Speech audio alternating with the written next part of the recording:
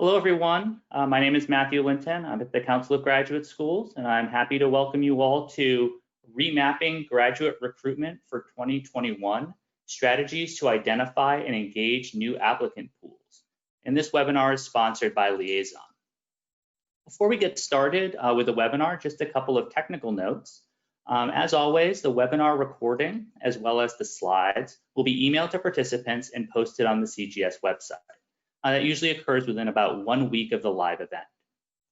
We encourage you to please submit questions throughout the presentations through the GoToWebinar control panel on the right-hand side of your screen, but we will only be answering those questions during the designated question and answer portion of today's webinar. If you're having technical issues, troubleshooting help is available at the URL below. The most common technical problem that we run into with GoToWebinar has to do with audio. So if you're having trouble hearing us, you can try switching to a different audio connection. You can change from telephone to mic and speakers or vice versa without leaving the session. If you're having persistent trouble with a telephone connection, you can click problem dialing in for an alternate phone number to dial. And with that, I'm going to hand over the presentation to the Council of Graduate Schools President, Suzanne Ortega. Suzanne? Thanks, Matt. Good afternoon, colleagues, and I guess it's still good morning to those of you on the West Coast. This webinar is timely. In a recent member survey, 84% of our member deans indicated that it is likely or very likely that they will devote a significant portion of their time providing leadership in the areas of graduate enrollment management, which of course includes admissions and recruitment. In light of this, you perhaps have seen the latest CGS GRE Graduate Enrollment and Degrees 2009 to 2019 report, which was released earlier this month. As many of you know, this is a report that is long-standing, since 1987, I believe, and provides results of an annual survey of graduate schools, the only one to do so on graduate enrollments by all fields of study. And of course, it is the only major source of information on graduate applications by broad field of study. I think for me, one of the heartening and most important takeaway points from this year's report is that graduate schools reported an overall increase in the first-time enrollment of minority students. Having cited that encouraging news, it is also clearly the case that minority students remain substantially underrepresented in graduate education, particularly and especially in STEM fields. So while the increases are encouraging and we should celebrate what progress we have, there's still much work to do, which is why it's so important that today's webinar will feature strategies for recruiting students from underrepresented groups. I truly would like to thank Liaison International for their programmatic and financial support of the webinar, and for their participation in the CGS Sustaining Membership Network, which allows a company to demonstrate their real commitment to advancing graduate education. At this time, I am very pleased to introduce Judy Chapelier, Managing Director of GradCast for Liaison, who will serve as our webinar moderator today. Judy, if I'm not mistaken, you joined Liaison over 5 years ago and are a business manager for GradCast, Unicast, and BioMedCast, and have also worked on the Common Application, especially on the Common App for Transfer initiatives. Judy has more than 20 years of experience in developing educational partnerships, including experience with student information systems, college access, career planning, and enrollment management. She is a graduate of the University of Akron, where she also did her MBA work. So Judy, without further ado, I'll turn it to you. Thank you, Suzanne, and I'm very pleased to represent Liaison and with our distinguished panel here today. So welcome to all of you across the country. I was thinking it was afternoon, but for some of you it is still morning. So welcome, and I know that everybody's really busy, so I appreciate you taking the time to join us for Remapping Graduate Recruitment for 2021. And with that, I'm going to do a quick introduction of our panel, and then they'll have some chance later to talk about themselves as well. So I want to welcome Julie Masterson, who's the Associate Provost and Dean of the Graduate College at Missouri State University, and Vincent James, who is the Director of Admissions at Harvard's T.H. Chan School of Public Health. And I know that probably all of you are very, very anxious to hear from Julie and Vincent and some of the strategies they've used and the success that they've had in their respective schools. I also want to welcome my colleague, Suzanne Sharp, who is our Executive Director for Enrollment Management Consulting. Suzanne and I felt that it was important to sort of lay some foundation so that you have a better understanding of some of the services that Liaison offers to our customers, and then Julie and Vincent will be able to tell you how they use those things. So with that, next slide, Matt. So today's conversation, we're going to talk about what some of the challenges are of graduate recruitment, and then both the centralized application services, or what many of you might know as CAS, as well as the benefits of using enrollment marketing services, whether that's technology or actual services from Liaison, and how to marry those two things in your enrollment management services. So with that, I'm going to talk about what we see as some of those challenges, and I think that Suzanne Ortega, that is, already recognized some of them. So even pre-COVID, that we had some challenges with declining population of traditional students across the country, and as I was talking to one graduate school this morning, as their undergrad declines, that faces new challenges for them in the future. There's also was a decline of international students, and now post-COVID and with the political climate, that continues to be of concern, particularly for those programs like engineering and business, which attract many international students. But the other issue facing us, as Suzanne talked about, the diversity of the applicants and the equity and equality in excuse me, graduate education, want to increase those efforts for diversity. And I think you'll be excited to hear that that's one of the things that Vincent's going to talk to us about this afternoon. And last but not least, we know that you as graduate professionals are many times asked to do more with less. Maybe at this point in time pick up some of the slack from the undergrad, as undergrad enrollment has decreased, graduate enrollment is actually on the increase. And it was interesting to me in Suzanne's report that she just spoke to, that the trend over the last 2 years is about a 2.7% growth in graduate enrollment year over year. And according to the National Student Clearinghouse, the increase in enrollment for 2020 right now is 2.7% for graduate enrollment. And that they surveyed about 55% of the higher education market. So you should all congratulate yourself. But as Suzanne said, we can't sit back on our laurels, because now we have to move forward for recruiting for 2021. So with that, I'm going to ask Julie to make some opening comments about Missouri State University and some of their successes and challenges over the last 8, 9, 12 months. Thanks, Julie. Well, thank you, Liaison and CGS, for inviting me to participate. I'm very anxious to hear what everybody else is going to say. Certainly the ramifications of COVID, social justice, immigration policies and messaging on the health and wellness of our students, staff, and faculty, as well as the significant financial implications of those factors, have become very challenging for us. Ensuring optimal recruitment, digital solutions have been more important. We've had digital solutions for a while, but they certainly have become more important than ever recently.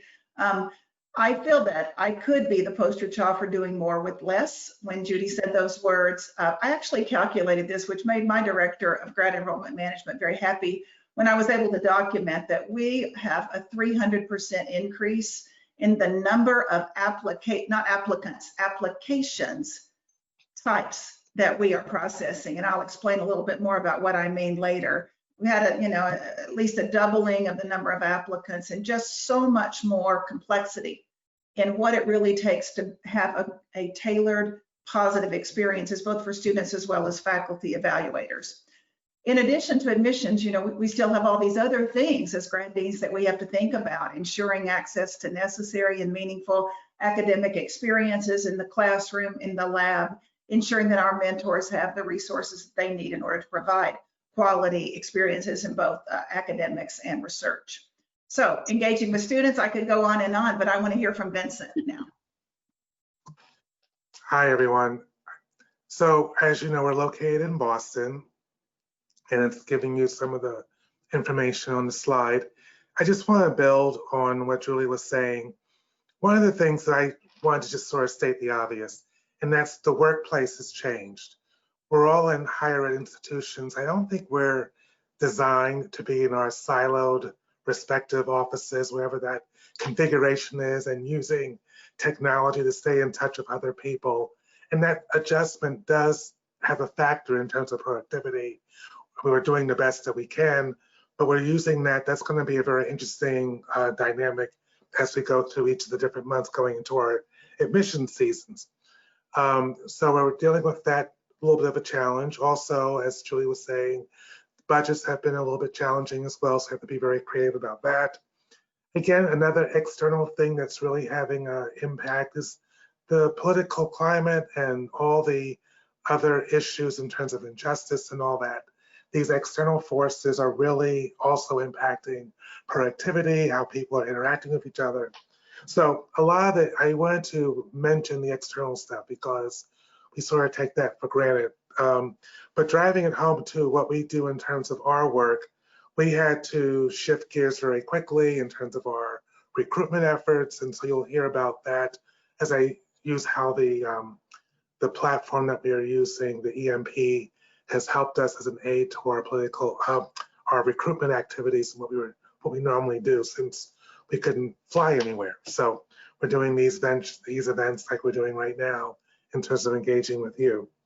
So those are some of the challenges I just wanted to touch on for now.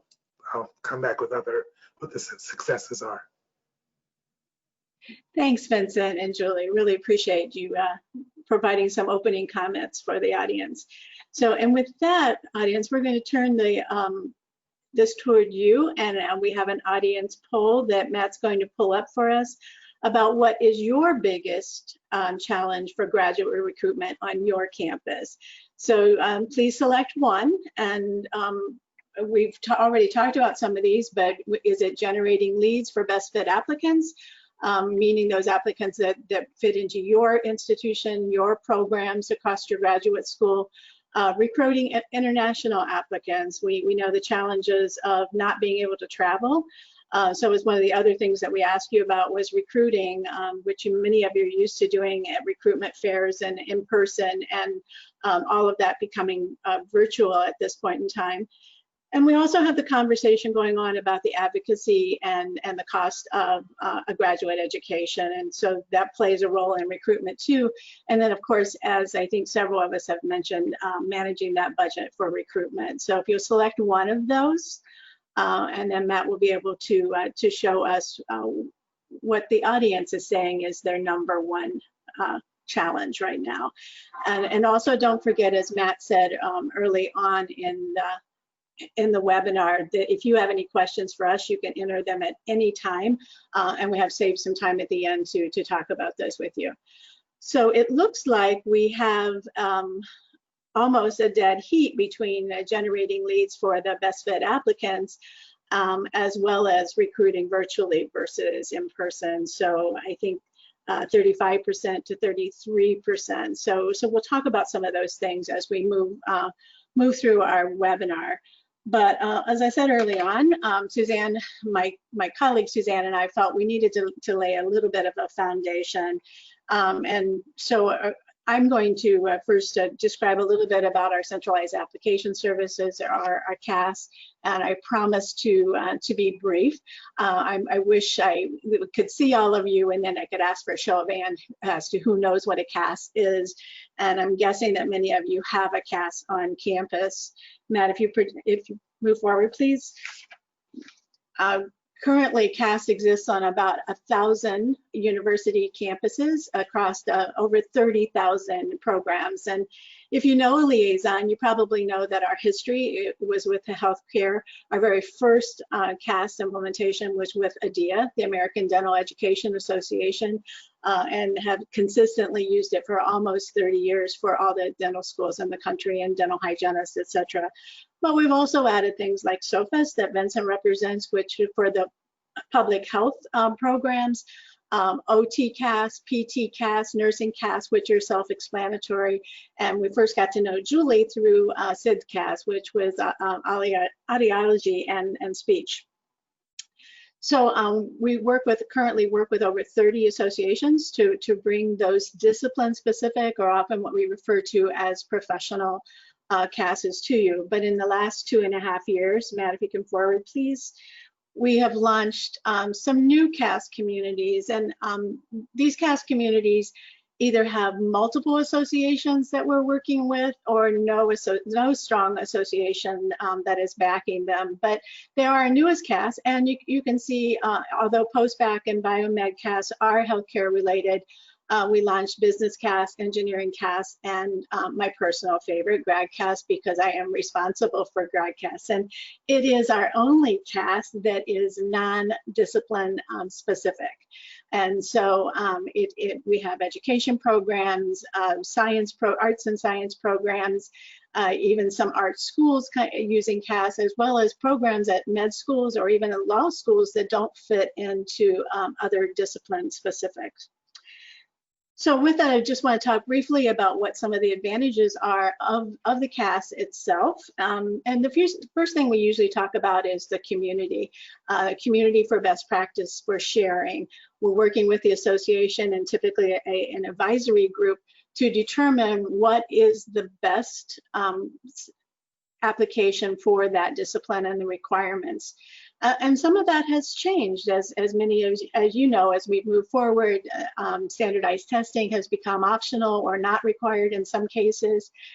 Excuse me, but we continue to evolve and work with that community. Program awareness, and I think it was one of the things I remember very distinctly 5 years ago. I was visiting with Rush University, and in using nursing CAS, they said in the first month, they actually had applications from California and had never had applications from across the country before. So program awareness is very much a part of a CAS. Marketing, and we've always done some marketing associated with the CAS, but one of the things that Suzanne and I are going to share with you today is how we've increased some of that marketing to help you with your recruitment for your programs on your campus. Business continuity, and it couldn't have been more important than it has been in the last 8 or 9 months, that because many of you left your campuses because of COVID and have not had people on campus, we have continued to have our essential staff, whether they are helping with marketing or they are helping support your applicants through the CAS process, or collecting the transcripts, either paper or electronically, and making sure that you have a complete application regardless of where you are working from, and doing those things. And then of course data analytics, which we have added new analytics over the last few months too, at the program level as well as at the institutional level, to help you make those important decisions of where you need to put your efforts for admission and enrollment management on your campus.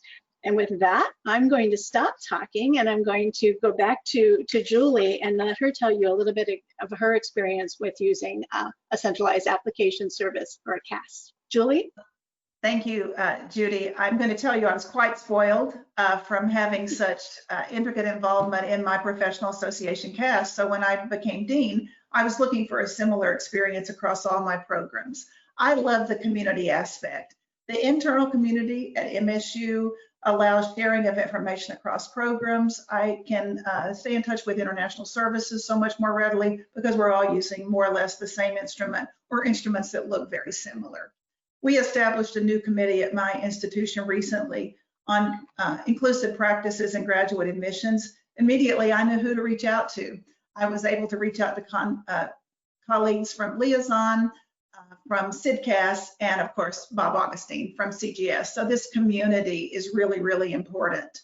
I needed something that was tailorable. I needed an application that would allow my Masters of Music to have applicants upload videos of them conducting a composition that they've written, all the way to having some of my clinical programs who aren't a professional CAS engage in watching applicants engage in problem solving, all the way to the traditional statement of interest. So I needed something that would be variable. I also needed, as a graduate dean, ready access to data and oversight. I can tell you that I know when students start an application and when they complete, and I can track time to decision very easily across all programs. I know who's making decisions on the basis of some of their application characteristics, like letters of reference or statement of purpose, versus those who may just be routinely skipping them and waiving them. When that latter situation arises, I can reach out and say, if you don't need this, let's get rid of it, and not ask the applicant to do it. So it allows a lot of conversation about critical elements of the application, as well as things that may not be necessary, but were there just because they had always been there. I really like being able to monitor the stage of enrollment where each applicant is, and you'll hear more about this, from the inquiry all the way to the enroll stage. Having a CAS and the EMP that integrates with it is really easy to see where it's complicated, but it's feasible to see where people are. And finally, I just needed something that I could afford. I needed something that I could afford just in terms of direct costs and staff time, as well as something that did not require a lot of technical support from my computer information's department. So I needed something that I could run and I could afford, and CAS and EMP have really met those needs for me. Thanks, Julie. And you reminded me why we at Liaison, we launched GradCast. It was because of customers like you who had experience with the discipline-specific CAS, but had programs that didn't fit in one of those. So thank you. And Vincent, I'm going to turn to you and ask the same question. If you can tell us about your experience with CAS. Sure. So, as you know, I went to School of Public Health, and we've been using the SOFAS. In fact, we were one of the original 23 schools that started using SOFAS about 15 or so years ago. The number has now grown to about 115 schools and programs. When we first started, public health a little bit different, probably a lot different than other professional graduate programs, because each school and each program has its own flavor of degrees, department names, program names. In fact, when we actually shifted to SOFAS, we were wondering, how on earth are we going to have a common application for public health? This is just crazy. But Liaison, very patient, very understanding, very wonderful partner in getting SOFAS off the ground, that we practically have every school and program using SOFAS as part of the common application. I want to ditto what Julie was saying and just really focus on the students, because that's the reason why we at Harvard, for example, got on board very quickly. When we were being one of the first schools, the dean said that he wanted us to be more accessible to students, and by having a common application service, it would allow us to, rather than having our own application, that we would be accessible to students, because students could find us. I mean, look at our websites, and that has indeed been the case. We have roughly a third of our students are international. We were concerned that if we switched to a common application, that number would go down. In fact, it went up, and particularly also in markets that were in areas that were underserved populations around the world. And the other thing about students, the common application is something that students were familiar with from the undergrad days, the Common App, which has been around for almost forever. And so students were looking to have a similar type of experience in terms of applying to one application, one-stop shopping, and seeing all the options. And so SOFAS became the name, the common name. When students were thinking about applying, they would think of SOFAS. I also want to talk about the relationships with the other schools, because we were kind of very decentralized. We had a accrediting agency, ASPH, which is now ASPPH, that we all tied into, but there wasn't much interaction among the people that did all the work in terms of the recruitment people, the operation folks. And SOFAS allowed this community to work together and have a real common interest in terms of promoting public health. And we actually were able to simplify some of our policies across all the schools and programs as a result of us tying into SOFAS. We became very good business colleagues. There's been a lot of fringe benefits, I'll just say, from people getting to know each other across the different platforms. That's really been really great. And so I just think the student experience was the #1 reason, just to summarize, why we went to Common App. Students wanted to be able to do one-stop shopping. It made our operations easier to process the applications, which gave us more time to spend talking to students and providing better customer service to students during the application phase. It just freed us up to really focus on what matters most, sealing the deal and getting the students to apply. So it's really been paying dividends for us. So that's what I want to just highlight that. Thanks, Vincent. And I was going to summarize with the student experience, but I think you did it so well, I don't really think I need to.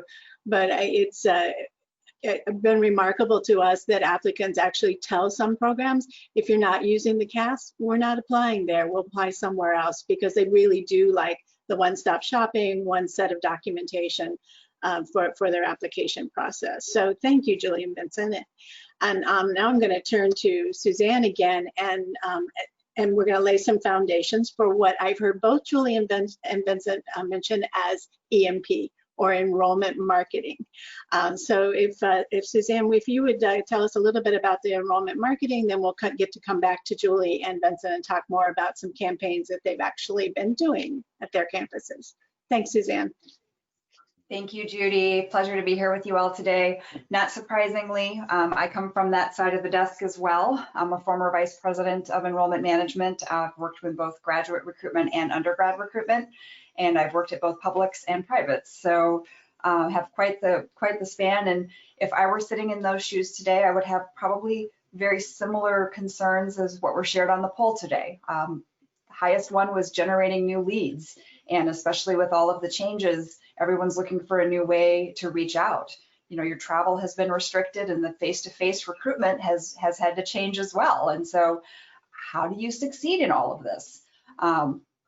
Ironically enough, we've always said there's about 4 keys to successfully engaging students, and these haven't fundamentally changed. These are all still very important to building up your generating your applicant pool, and they are immediacy.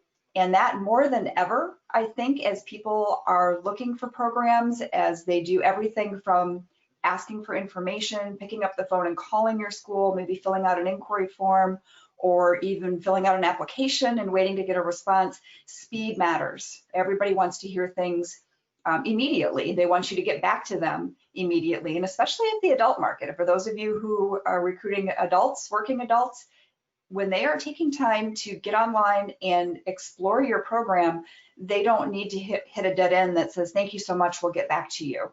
I think the competitive landscape is such that they're looking to see who all is responding to them, much like the schools or the students who are saying that if you need to be a part of that cast for me to apply. They do pay attention to those things. The second key component is relevancy. And this is just as think of yourself as a consumer. Everything that you do today is pretty personalized to you. If you're shopping for something on Amazon, suddenly you're surfing the web and looking at something else, and wow, that item pops up because it's relevant to you and somebody captured that information. And student recruitment has gone the same way. Students today are savvy. They've been on the internet, they have been around, they expect things to be relevant.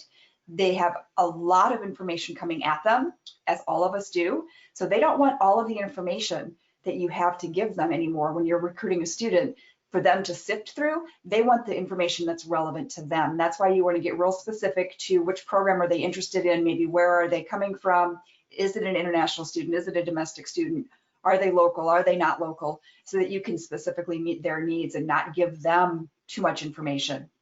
The second 2 components here, because the thought of doing things immediately and with relevancy can be a little bit exhausting, especially for grad programs who often don't have as many resources as some of the undergrad resources have. And so you're trying to recruit on your own, is that you need a system or you need a partner that helps to automate that and continually tracks what's working and what's not working, and continues that trackability to go into what is relevant to the students as well, based on clicks, based on opens, based on information and data that you've been collecting on them. And so while the challenges have certainly shifted, and we definitely have different challenges, these 4 keys I think are still more important than ever, with some of the things that the audience is also saying.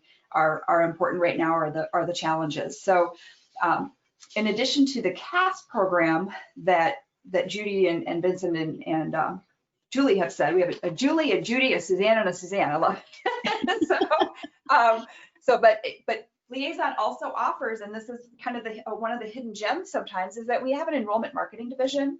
And so we partner with schools, and we have a large client base. It just so happens that Julie and Vincent both are clients of this service as well, and they will each be sharing that with you. But we have software that helps. It's called the Enrollment Marketing Platform, which is EMP. So if you hear people saying EMP, that's what we're talking about, is it's Enrollment Marketing Platform.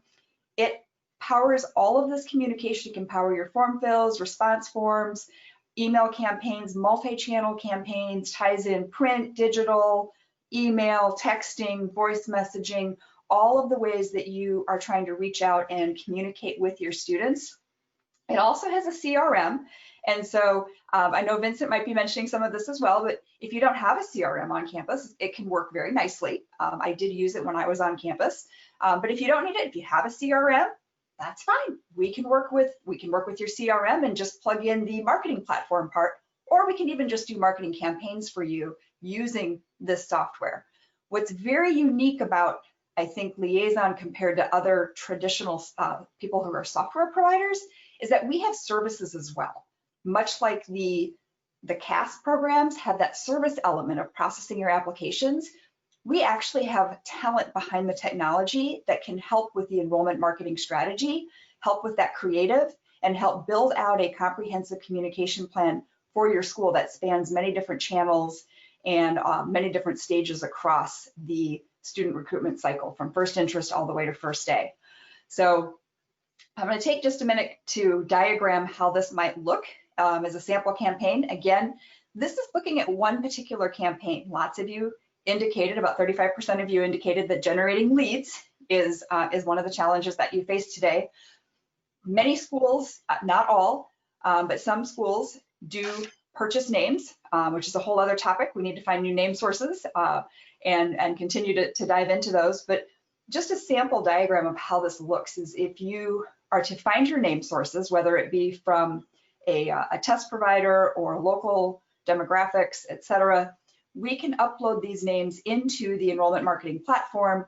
And from that, we have multiple channels of outreach that would include things like variable print, targeted digital ads, and targeted emails. So the emails are very, very, again, relevant. We don't send the same email to every student. We want to make sure that these are all very, very targeted. We don't send the same postcard to every student. Those are all targeted as well. And so everything really hones down to that relevancy piece. And it drives them to a branded form fill that is trackable. We come back to these key points, right? So it's a trackable form fill, so we know where is it that they came from, what is it that they finally responded to. And the student then gets an immediate thank you page. For any of you who have not done this recently, and this is a whole other topic that we talk about in other webinars and other presentations that we've done, if you have not filled out your own inquiry form recently to see what happens, please do it. Just go online and fill out your inquiry form and see what happens. Very, very pleased to say if you were to do this for Vincent's program or for Julie's program at Missouri State Grad, you would be fulfilled immediately with a relevant Pearl page like you're seeing right there. It's a personalized thank you page. It's much better than the generic thank you for your request. We'll get back to you. So huge difference there. And then from there, it just sort of starts over. Okay, if they're an inquiry, then we want to go ahead and push them to apply. If they went ahead and applied, we want to push them to complete their application. If they're accepted, then we're going to focus on yielding them. And so all of this it sort of cycles through over and over again with the multiple channels across all of the stages. And this is the new way of communicating. You know, with people being at home, not being able to have students come to campus, it is more important than ever that we find these new ways of really reaching out across different channels and channels that are new. Lots of our clients right now have really increased the amount of print that they're doing. Print has a whole new meaning now. You know, since we've all been staying at home with COVID, who doesn't like to go to their mailbox and get their mail? It's like sometime for a while, it was like your one connection with the outside world, right? And so, and it was something different that didn't entail looking at a screen.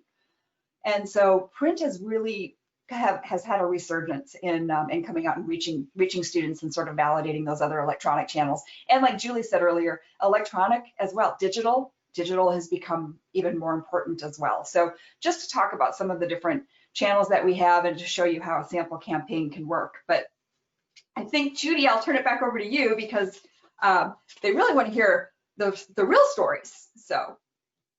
Great. So I thank you, Suzanne. I appreciate you giving us some background on both the enrollment marketing platform as well as the services that we offer. So, and Julie, I'm going to come back to you now so you can talk about how you use EMP at Missouri State. So when I became dean, I issued a major challenge to my internal team as well as my colleague grad program directors to consider doing things differently. As a result of being in the CAS community, I knew about those 4 key elements that Suzanne just outlined, and we weren't doing them. I thought that simply attending large grad fairs wasn't the best way to spend our resources, but I really didn't know what else to do. I knew it was highly unlikely that any student would come to MSU for graduate school just because she met me or my recruiter. I mean, unless it was the old days back when I actually was in speech pathology, it may have mattered, but in Dean's, it probably wouldn't. So I did need strategies that were immediate and relevant. I needed something that would highlight all the strengths of my individual programs because, as I said, I was very spoiled to that in the professional CAS world, as well as the significant, in my opinion, benefits that MSU offers to graduate students. Again, I sound like a broken record. I needed to be able to afford it, both in terms of direct costs as well as staff times. So that automated feature was really important. And finally, I needed a strategy that was trackable. I didn't give up being a scientist when I became a dean. I had done intervention research my whole life, and I needed to be able to monitor ROI, outcomes, and if I wanted to calculate an effect size, I had the data to do that and adjust accordingly. So I shifted the resources that we were using to support a lot of travel to EMP. And I feel that we're fairly sophisticated and advanced in our configuration and use of all of the designations and applications and features of the CAS. But I feel like at MSU, we're in the early stages of really being able to capitalize on using EMP. So we use the RFI feature that you see on your screen. That when the student does complete an RFI, they get general MSU information and specific information about their target. And that's why we have 155 different tracks. So if a student expresses interest in speech language pathology, she gets a generic message from me, and then she gets something specific to speech path. The same thing would happen for the MBA, our cybersecurity, global studies, etc. We're using this, and you can kind of see what the outcomes look like. At the same time, we're beginning to be able to track that and see which programs result in students opening their emails and doing the click-throughs. We're very interested in that. At the same time, we have also started nurturing campaigns for students who start an application in GradCast, so we can prompt them with information and our call to action with all 5 of those messages that appear over a week or so. The call to action is please submit your application. And then once they submit their application, they move to the next stage and they get some information from us about what they can expect regarding time to decision. And that way they're assured about what to expect, and we don't get quite so many phone calls to our offices about when can I expect a decision, when can I expect a decision, because we're reaching out and helping. We're in the process also of developing campaigns for those who are then admitted on how to engage with their grad program directors, and when the time comes, we can monitor whether they've registered for classes and moved on to the enrollment. So in that new campaign that we're working on, the call to action will be please register for classes, please register for classes, and we can track the effectiveness. So we're doing this. I feel good about it, but testing and validation is quite challenging. We're learning, and I think we're getting better, but I'm really anxious to hear how Vincent has done this at School of Public Health at Harvard, as well as how he's taken advantage of some of the services that Suzanne mentioned that they're able to provide. Well, thank you. So we had some goals, and the thing I like about goals, sometimes we have these goals and other things come in that may result in tweaking things a little bit. So you're seeing on the screen what our 3 main goals were. in terms of building the applicant pool from a variety of different constituencies that we were looking for. The next slide actually goes through a very similar diagram that you have seen from what Julie was saying. And there were there was a parallel thing, thanks to the CRM integration of EMP. We had to do two things in parallel. The first thing we were able to determine, because we had the CRM component, we were curious about the number of stealth applicants we had. I knew the number was high. Stealth applicants, you maybe know, are folks that we hear for the first time when they submit their application. I'm always pulling out what little hair I have close to the deadline date, because we see the number in the EMP, but there's still a number of people that apply that you just you see for the first time. Thanks to the two systems, we were able to determine about 45% of our applicant pool are stealth applicants. So not too uncommon, I don't think, in the grad world, but that's a pretty high percentage for us to manage. So the thing about stealth applicants, one of them is they are going to be looking at the website to determine what programs we want. So we want to make sure the website is very clear. The other thing about applicants is we did a survey at one time when the deadline date went by. We asked them, why did you not submit your application? The most common answer was because they were getting too close to the deadline and were afraid they wouldn't submit in time. So those two things we also filtered into our EM process. So you're seeing the information that you're looking at with the how the process went. So we had two tracks. We have a long track and a short track. The long track were folks who were applying a year or so later.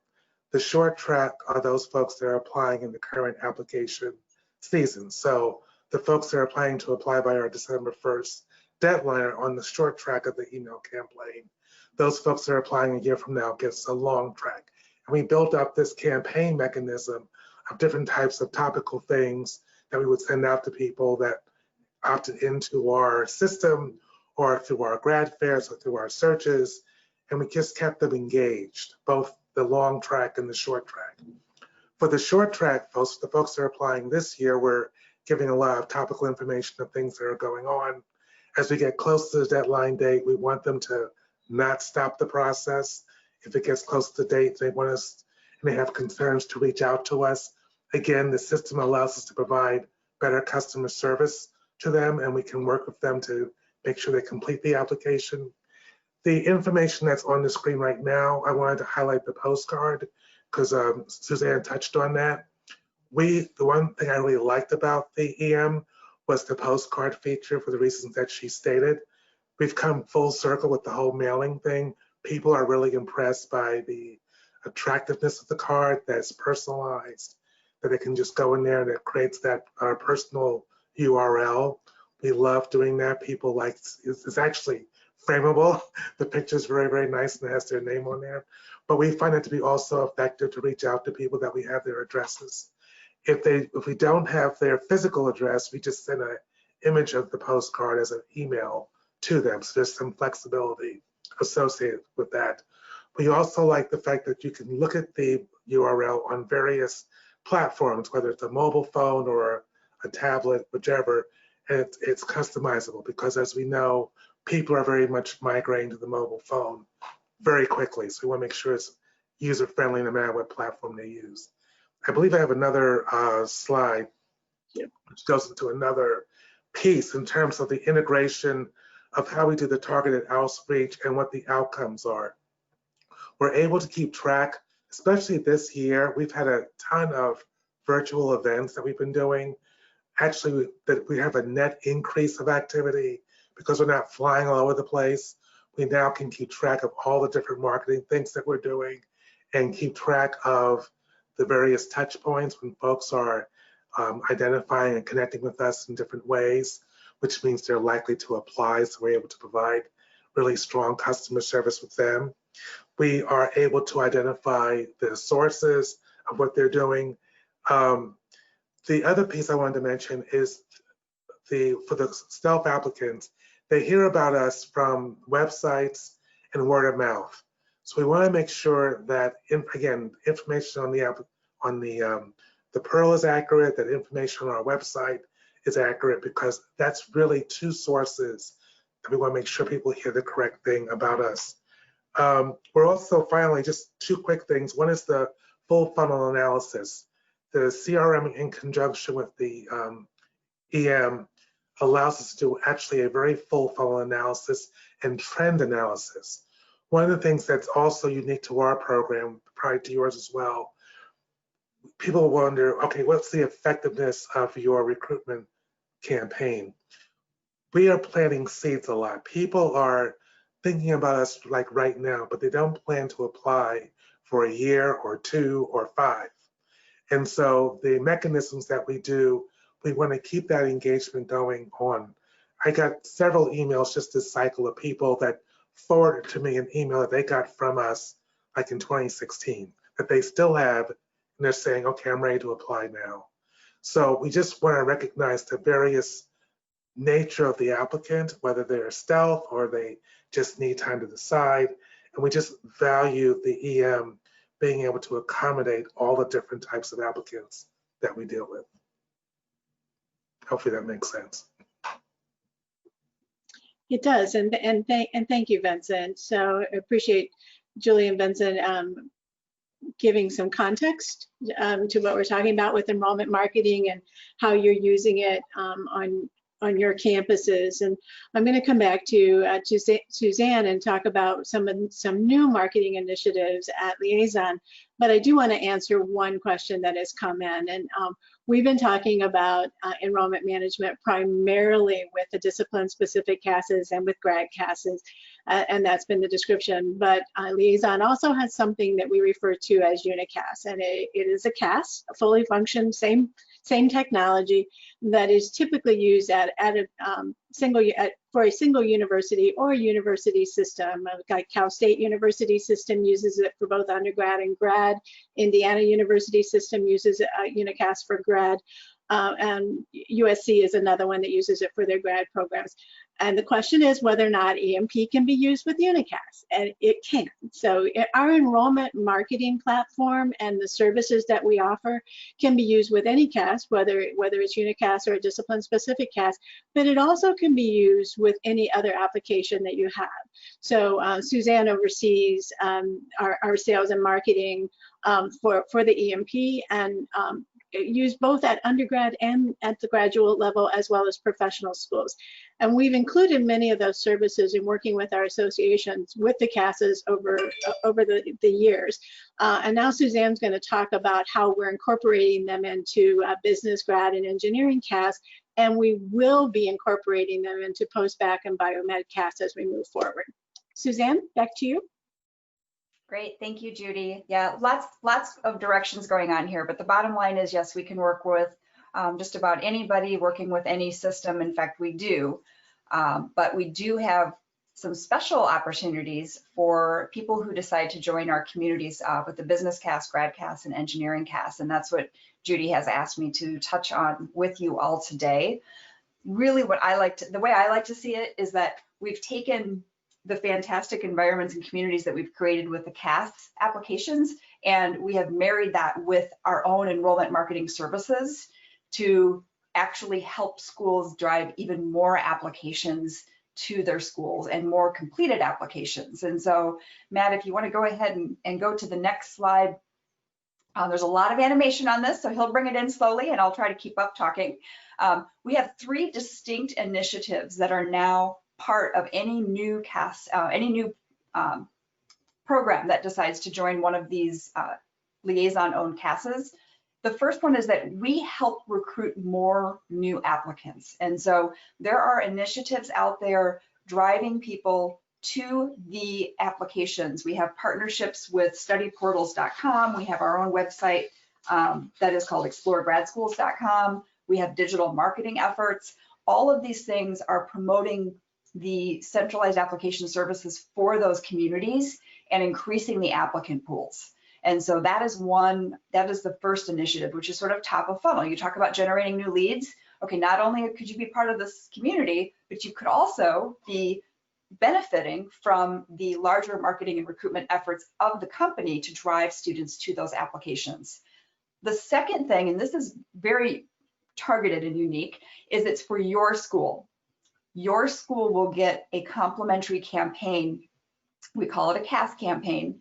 It starts with just a basic email outreach that is targeted to the students that you would like to target. And so we may work with you to figure out, is there a program that you would like to target in specifically? Do you want to expand and hit many different programs? What are your goals? Where do you need this the most? But that campaign, that number 2 there, is specific to your school and your campaign, your program, to drive people to apply.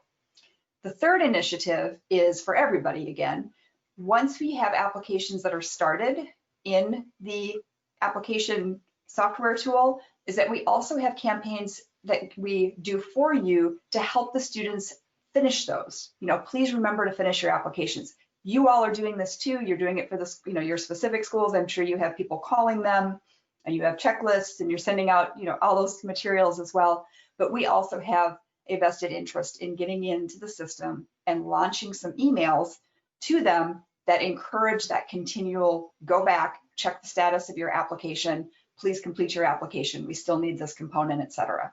And so those 3 things there are just really value added for anybody who joins these CASs. There's no cost to you. These are the things that also come with it, in addition to all of the benefits that Judy and Julie and Vincent have been describing about being part of that centralized application service community. So Judy, did I miss anything here? I know this is near and dear to your heart and you've presented on it too. No, I thank you, Suzanne, but I'm very excited about the fact that we will still work with individual programs and individuals program at schools like Julie and Vincent, and perhaps you in the audience, but we're trying to really up some of our efforts as well. And I think with that, we go to the Q&A, and I have a couple of questions. And the first one is about, do you have recommendations for best practices in virtual outreach? So Julie, I'm going to come to you first, if that's okay. Can you have some recommendations?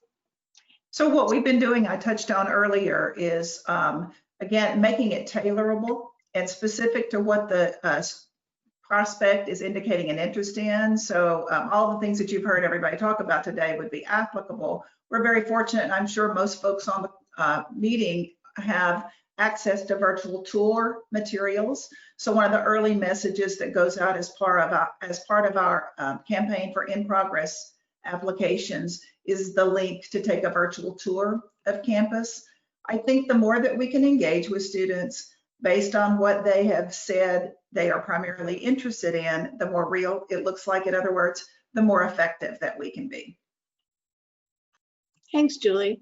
Anything to add to that, Vincent? I would just add to take advantage of the fact that since we're not flying anywhere, to have opportunities, virtual opportunities. And I know one of the things we were saying about was international outreach. I do a Ask Me Anything type of approach, and I have it at 8 in the morning, 5 in the evening, Saturdays, and I literally have people from all around the world that reach out and connect and ask questions. And so being accessible and providing that perception of being accessible would be a real plus. And just to tie in, it's really great to have the system keep track of all the events that we have and really keep track of who's attending the events and really converting those into applicants. It's just really a plus that the system provides. And Vincent, I have a very specific question for you to share what's happening with the Boston group, and that comes from Brett at Simmons University. So, what's happening with the Boston group? Okay, well, that question goes to so many different places. So I'll just give one example of just saying that as an outreach that we do virtual group events with other schools and programs, crossing either the health professions or specifically for public health. That's something we were doing a road show, but now we've been doing that virtually.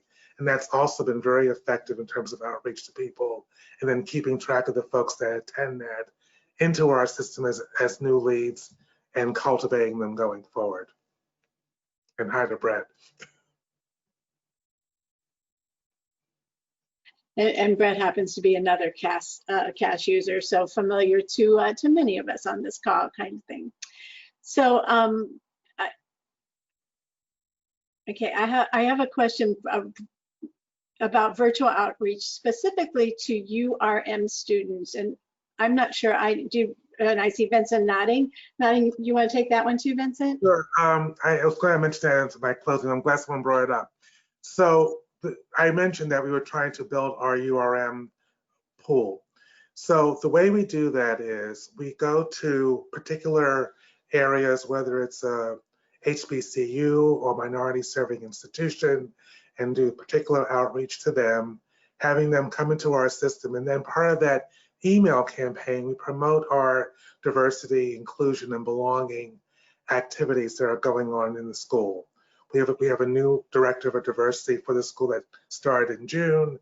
He's been doing a lot of strategic planning, and by promoting how important this is to the school from the dean on down, we hope that students will feel comfortable applying and they'll feel welcome if they're admitted. If they have questions, we can direct them to the diversity offices. We can't answer ourselves. So it's just raising the awareness that that we're really, it's an important thing to us. But we start by reaching out to markets where those competitive applicants would be located and reach out to them. Okay. And I know we're almost at the top of the hour and that CGS has some final comments, but Julie and Vincent, I want to come back to you just one more time. So any final comments after all of this that you would like to provide to the audience? And Julie first. You know, to me, the most rewarding and fulfilling piece about all of this is everything that you were trained for in your academic career can be employed now. You view this as you would any other research proposal or project. There is a literature, there are colleagues who are experts that you can reach out to get ideas about what your strategies look like. You can develop a project, you can develop a methodology, gather data and see what's working and adjust accordingly. I feel like I should cue that Evan Hansen music, You Are Not Alone. To me, that's one of the key pieces is when I was still I wanted to say when I was a scholar, I'm still a scholar. When I was when I was more of a researcher, my colleagues were so important to me to reach out to about what are you doing in this particular area? And that still is the case. And the systematic approach is more important than ever. That's my point. Thanks, Julie. And I was going to say the exact same thing in terms of the business connections is really the partnership with Liaison as well as your colleagues. It's a very welcoming community all the way around. And if there are any questions, I'm sure I'll speak for Julie myself. We're both available to answer any questions that you may have. And we'll be happy to do a follow-up, show examples or what have you. But I hope this was helpful. Thanks. Thank you, Vincent and Julie. Really appreciate you the time today, and Suzanne as always. And for those of you in the audience who see Suzanne and I smile, it's because we get to work with all these wonderful people. It's always the best part to me. I've said throughout my career was the time I spent on college campuses. Obviously not doing much of that right now, but we're seeing each other over video. So I think this is a really important topic. If you want to, and we do have access to the questions. If I didn't get to your question, and there was a few that I did, we will respond to those or make sure that Julie and Vincent receive those. Their emails are shared on the last slide in the deck that you will receive. So feel free, as they said, to reach out to them or to reach out to Suzanne or I if you want to know more about CAS or EMP. Suzanne and I will make sure that we connect you to the right people. I also put in the chat our next webinar. With this, that's a continuation of this topic, and it's about creating that undergrad pipeline for your grad schools, which I think some great schools like Missouri State and University of the Pacific and the CUNY system in the city of New York are going to share some valuable information at that one. So I want to thank you, and I'll turn it back over to CGS. Well, thank everybody so much for their presentations. Thank you to Liaison. Thank you to the audience for your great questions. We just have a few upcoming events at CGS. We have a sponsored webinar on best practices and success stories in graduate level online learning. That's on November 12th from 2 to 3 p.m. Eastern Time. And then we also have our virtual CGS 60th annual meeting, which is coming up from December 2nd through 4th. We're really hoping we'll get to virtually see our community then. We're really looking forward to it. So thanks so much to all the presenters. Thank you again to Liaison, and thank you to the audience, and have a great rest of your day.